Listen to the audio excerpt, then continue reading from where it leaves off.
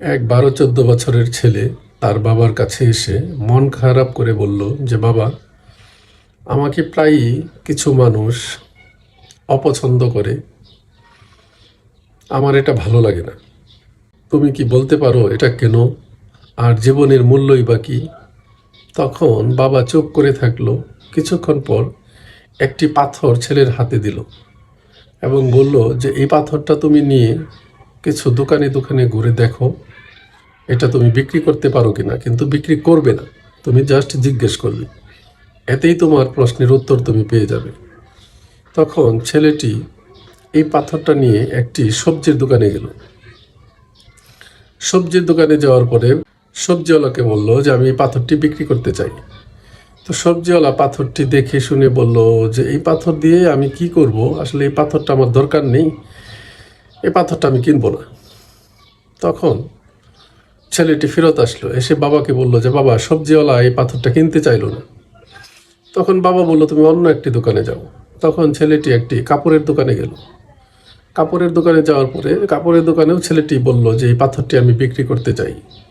কাপড়ের দোকানদারও ভালোভাবে পাথরটি দেখলো, কিন্তু রাজি হলো না। বলল যে, না, এই পাথর দিয়ে আমি কি করবো, এটা আমার কাছে অপ্রয়োজনীয়। ছেলেটি ফেরত আসলো। আসার পরে ছেলেটি আবার একটি মুদি দোকানে গেল।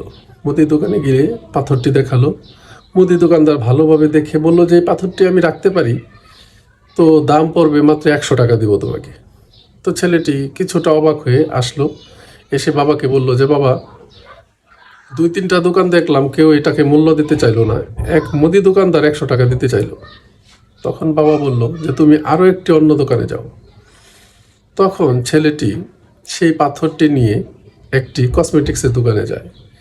তখন সেই মালিককে এই পাথরটি দেখানোর পরে কসমেটিক্স দোকানের মালিক খুব ভালোভাবে পাথরটি দেখে এবং দেখার পরে বলে যে, হ্যাঁ, পাথরটি মোটামুটি ভালো, খুব প্রয়োজনীয়, এই পাথরটা আমি তোমাকে 5,000 টাকা দিতে পারি।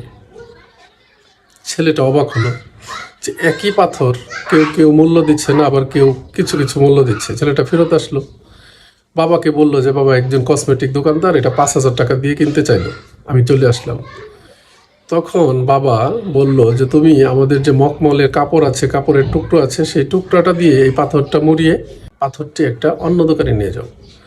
তখন ছেলেটি সেই মখমল কাপড় দিয়ে পাথরটি মুড়িয়ে একটি জুয়েলার্সের দোকানে গেল এবং সেখানে গিয়ে যথারীতি দেখালো যে, পাথরটি আমি বিক্রি করতে চাই, কত দাম দিবেন? তো জুয়েলার্সের মালিক ভালো করে দেখে শুনে খুঁটিয়ে খাটিয়ে দেখে তো বিশাল অবাক। সে বলল, তুমি এই পাথর কোথায় পেলে? এই পাথরটি তো মহামূল্যবান, তুমি কত টাকা চাও? আমি তোমাকে 10 লক্ষ টাকা দিতে রাজি। ছেলে অবাক। ছেলে দৌড়ায় চলে আসলো বাবার কাছে, এসে বলল যে, বাবা, এই পাথরটি এক দোকানদার জুয়েলার্সে সে 10 লক্ষ টাকা দিতে চাইলো, কিন্তু আমি বুঝতেছি না, এই পাথরটি কেউ মূল্যই দিতে চায় নাই।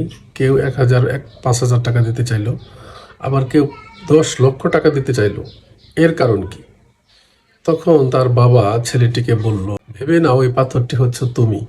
কেউ তোমার মূল্য বুঝবে না, সে তোমাকে দাম দিবে না, আর যে তোমাকে বুঝতে পারবে সে তোমাকে 10 লক্ষ টাকা সমপরিমাণ বা তার চেয়ে অনেক গুণে বেশি মূল্যায়ন করবে। সুতরাং মন খারাপ করার কিছু নেই।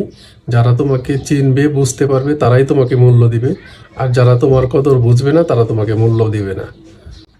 আশা করি গল্পটি ভালো লেগেছে। ধন্যবাদ।